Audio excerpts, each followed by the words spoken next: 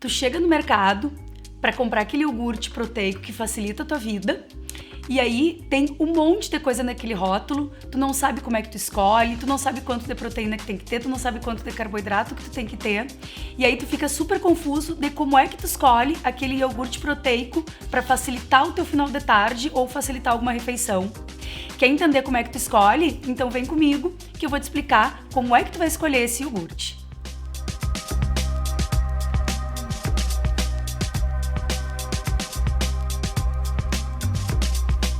Então, quando a gente vai escolher aquele iogurte para facilitar a tua vida no final da tarde, ou porque ele é gostoso e é bem proteico, alguns cuidados a gente tem que ter.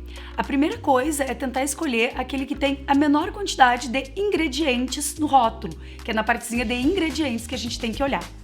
A segunda coisa é que ele precisa ter a metade da quantidade de carboidrato quanto a proteína.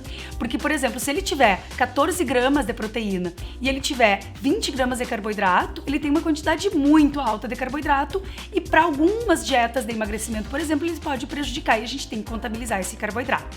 Então, isso é uma coisa muito importante da gente detectar quanto de carboidrato ele tem. Na teoria, quanto menos carboidrato, na maior parte das vezes, melhor. Tem 14 gramas de proteína, ele tem que ter até 7, 8 gramas de carboidrato na composição. Cuidar o tipo de açúcar. Quanto mais mix de açúcar ele tiver, melhor. E alguns tipos de adoçante, depois eu vou falar um pouquinho, mas mix de açúcar sempre é a melhor opção. Cuidar para que ele não seja adoçado com agave, acesulfame de potássio, ciclamato, sacarose, frutose, que são de alguns dos açúcares que realmente a gente não quer inserir na nossa rotina. Sempre cuidar, gente, quando a gente vai calcular a quantidade de proteína que ele tem, atrás do rótulo ele vai dizer, então, por exemplo, ele tem 10 gramas em 100 ml, mas aí ele tem 10 gramas de proteína, por exemplo, mas aí ele tem 170 ml, então a gente tem que cuidar para fazer esse cálculo do rótulo. Isso faz muita diferença, porque às vezes ele dobra a quantidade de proteína, mas ele dobra a porção de carboidrato também. Então esse cálculo a gente sempre tem que fazer, e ele diz atrás ali onde diz informação nutricional. Ele não deve ter adição de amido, que muitas vezes eles colocam para engrossar. Ou seja, a gente tem que entender o que é a maior parte dos ingredientes que compõem. Sempre leiam ingredientes, não só informação nutricional. Os ingredientes que compõem aquele iogurte fazem muita diferença. Mas principalmente, gente, a gente tem que entender o contexto todo da dieta, porque só o iogurte proteico, ele pode estar acompanhado de uma dieta de altíssimo valor calórico.